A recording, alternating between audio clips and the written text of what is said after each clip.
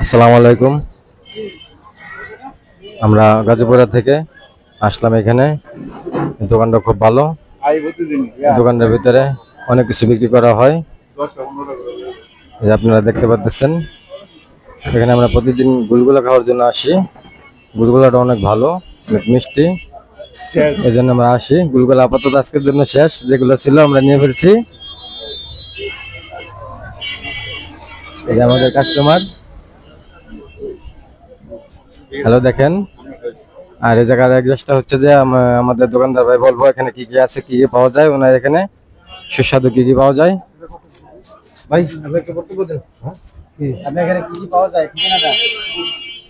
হচ্ছে আপনার তারগাছ এখানে পাওয়া যায় আপনার সিঙ্গারা, সমোসা, পুরি, নিমকি, পেঁয়াজু, শাহি জিলাপি, রেশমি জিলাপি, ফুলগুলা, খাজা, মিষ্টি, ভাত, পরোটা, বিভিন্ন ইত্যাদি জিনিস আর কি পাওয়া যাবে এখানে।